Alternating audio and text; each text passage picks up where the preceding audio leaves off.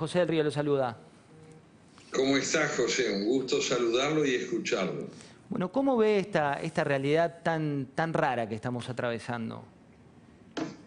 No, yo no diría que es rara, es lamentable, pero además goza de un grado de transparencia dramática. Lo escuchaba yo a usted con detenimiento.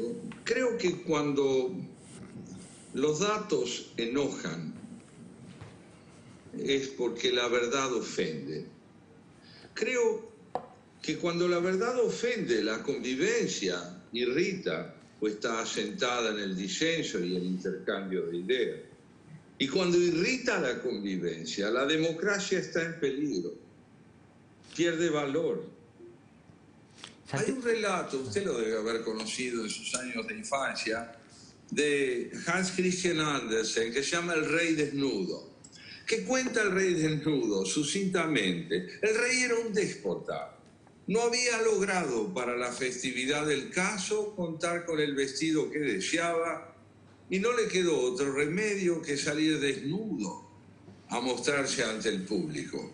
Pero impartió una orden: el rey no está desnudo, de modo que nadie dirá que lo vio desnudo, sino cubierto por las indumentarias que anhelaba, y debe ser celebrado como si las tuviera.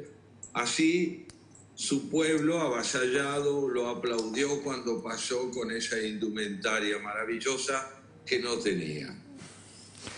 Santiago... Muchas veces lo he dicho, José, muchas veces lo he dicho. John Locke sostuvo con ironía ejemplar que cuando la realidad no coincide con mis palabras, peor para la realidad. Entonces, ¿ante qué estamos? Estamos ante la imposibilidad de aprender. Estamos decididos a imprimirle a los hechos el carácter autoritario de una decisión unilateral.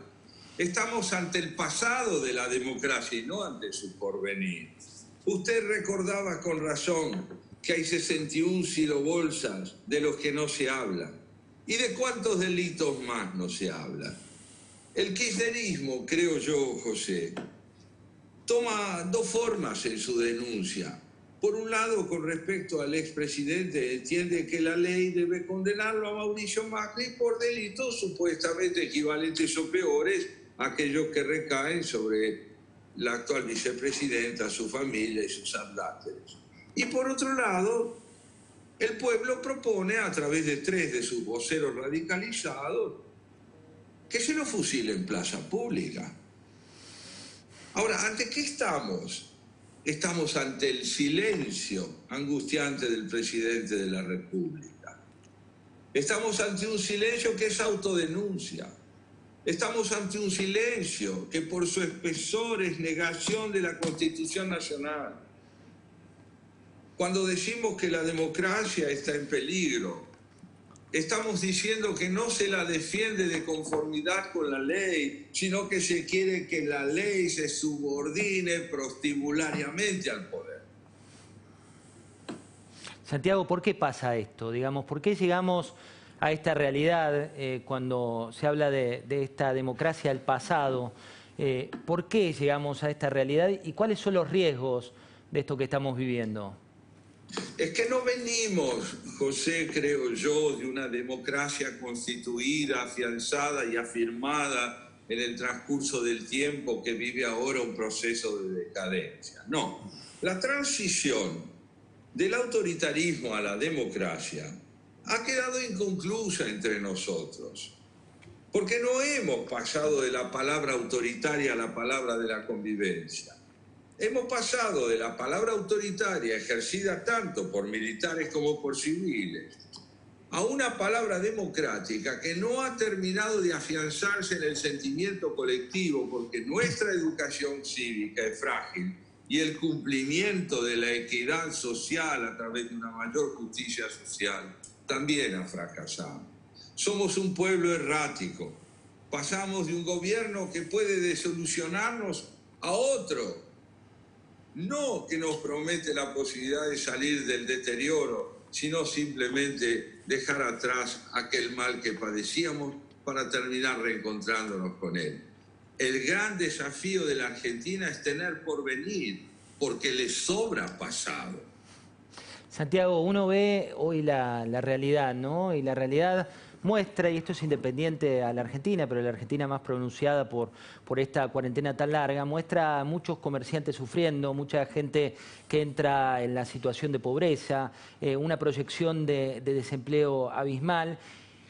Y en lugar de tratar de consensuar y de ir a la idea de una Argentina unida, se está generando una peligrosísima lucha de clase futura. La idea de al que le va bien es porque algo habrá hecho y al que le va mal tiene que tenerle bronca al que trabaja y tiene la suerte de tener un empleo. ¿Cuál es el peligro de este odio que se está generando desde las bases, ¿no? Desde abajo para arriba? Y no hablo de la gente. El peligro fundamental, claro, el peligro fundamental que yo veo es que la concepción del trabajo como recurso de construcción de identidad cívica, personal y familiar, sea progresivamente olvidado y subestimado en favor de un prebendarismo estatal que habrá de reemplazar el esfuerzo del trabajo por la miseria del sostenimiento que el Estado pueda brindar a quien no trabaje.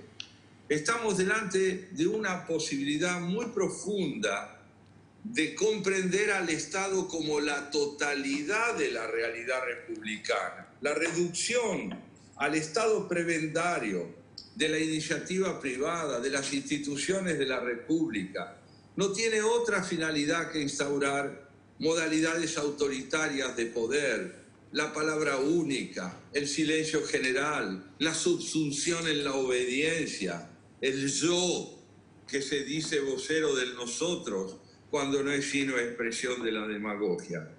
El populismo no es peligroso porque ayuda a los pobres, sino porque los explota. El populismo no es peligroso porque es de derecha o de izquierda, sino porque es autoritario en cualquiera de sus formas y aspira, como antes le decía, a reducir la ley al poder del mandatario. Estamos más cerca del siglo XIX que del XXI. Quienes defiendan la República deben comprender cuál es la deuda que tenemos con el porvenir. Y es ya cerca del 9 de julio recordar que la independencia se nos fue brindada como tarea y no como hecho consumado, que la libertad es un bien que debe ser permanentemente defendido y construido, que los liderazgos caudillejos paralizan el pensamiento crítico, que necesitamos una palabra dialógica y no autoritaria. Santiago, lo sumo a Pablo Fernández Blanco, que tiene una pregunta para hacerle. Santiago, ¿cómo le va? ¿Estamos condenados a ser gobernados por clases dirigentes que terminen desilusionándonos? Porque el gobierno de Macri pareció haber dado un salto importante en materia de institucionalidad, pero ahora están apareciendo algunas causas que preocupan incluso al propio macrismo. Y el diagnóstico del kirchnerismo usted lo acaba de hacer bastante bien. Entonces, ¿siempre vamos a tener que estar gobernados por clases dirigentes que nos desilusionen? Yo no creo que en política exista la palabra siempre, ni en la historia existe la palabra siempre. Mire, yo creo que luchar por la transformación cualitativa de una sociedad es la tarea indelegable que tienen todos aquellos que amen la Constitución Nacional. No estamos condenados sino a aquello que no vamos a hacer. Pero a mí me parece que es fundamental aprender algo muy importante. Nuestras dirigencias políticas deben educarse, aprender de sus fracasos si quieren tener porvenir. De lo contrario, están condenadas a la repetición, a la monotonía humillante de la repetición y a condenar a sus pueblos a ser permanentemente frustrados. Pero esto no es una fatalidad, esto es una posibilidad. La otra posibilidad fundamental es la de luchar con tenacidad contra la adversidad por un crecimiento cualitativo de la sensibilidad cívica en el país. Santiago, cuando uno ve el rol de la actual vicepresidenta y el rol del presidente de la Nación, ¿cómo evalúa usted esa relación, ¿no? Digo, porque cuando el presidente llegó al poder parecía ser más un presidente de coalición, de tratar de integrar, y hoy cada vez se ve más los rezagos del pasado que esa imagen del futuro que intentaba proyectar al inicio. El presidente ha sido coherente, Empecemos por recordar que quien hoy es presidente empezó por ser uno de los denunciantes más radicalizados de la actual vicepresidenta de la Nación.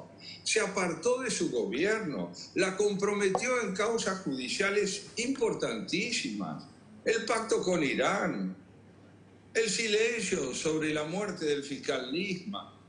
Hablo de ella como una de las responsables fundamentales de la decadencia de la democracia argentina. Ahora, ¿es incoherente? No lo es. Ahora la ha defendido, la ha respaldado. ¿A cambio de qué? Él sabrá. Él sabrá. Pero lo que es cierto es que la palabra del presidente está devaluada por las ambivalencias a las que él mismo la ha sometido. No somos nosotros los opositores los que le negamos el derecho a pronunciarse o queremos desconfiar de su palabra. Le pedimos coherencia. Cuando uno tiene un pasado, puede retractarse de lo que ha dicho, pero si se retracta de lo que ha dicho y incurre en la negación de las verdades que en un momento enunció, entonces está renunciando a lo que antes José del Río llamaba la verdad de los hechos. Esto es una verdadera tragedia para la Argentina, porque la democracia constitucional está sentada sobre el valor irreemplazable de la palabra como herramienta de intercambio. Prostituir la palabra es condenarnos al silencio. Santiago, hay una cuestión que hablábamos hace un ratito con Luis y acá también con mis colegas, y que tiene que ver con que muchas veces, aunque la información sea correcta, y esto inclusive lo hablaba con uno de los colegas que más respeto, aunque la información sea correcta, existen ciertos aplaudidores que no leen, sin embargo dicen que todo es mentira y sin embargo no ayudan a la construcción de algo más serio como país. ¿Por qué se está dando esto, de una situación en la cual ya no importa la verdad, sino que lo que importa es de dónde se planta cada uno? Es que la justicia está muy debilitada entre nosotros. El Poder Judicial, cuya palabra debiera ser rectora en todo lo que signifique dirimir una disputa en torno al valor verdadero o relativamente verdadero de un hecho, se ha relativizado enormemente entre nosotros. Hoy la disputa feroz es entre retóricos. No se trata de persuadir mediante la verdad, sino de seducir mediante la insistencia y la insistencia en argumentos que terminan por imponerse no por su fuerza de convicción en quienes la reciben, sino de sumisión en quienes la reciben, que terminan entregándose a lo que escuchan.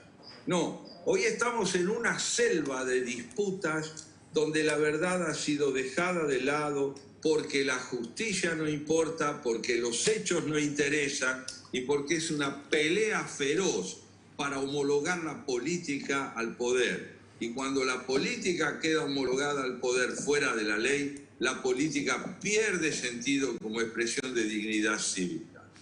Santiago, la última. ¿Está en peligro la libertad de expresión en nuestro país? Por supuesto, ya el deterioro de la palabra en boca de quienes ejercen las funciones públicas fundamentales, la subestimación de un argumento que puede ser eliminado por otro contrario sin que importe la necesidad de explicarse, el silencio atroz que cunde en torno a los delitos. ¿Qué es sino negación de la libertad de expresión? No hace falta investir contra los periodistas, por supuesto que es gravísimo, pero ya cuando en el ejercicio del poder público la palabra es pretextual y no un recurso de convivencia, allí la libertad está comprometida. Santiago, un fuerte abrazo y gracias por esta charla con nosotros. Siempre es un placer y que te hayas hecho un lugar este martes sabiendo que las cuestiones de Wi-Fi en la casa están repartidas, ¿no? Muchas gracias. Un abrazo grande. Santiago Kovadlov dando siempre luz a lo que uno ve. Y ahora vamos a hablar con otra persona que hace mucho tiempo está guardada. Él está hoy en una especie de think tank político con Emilio Monzó y con Rogelio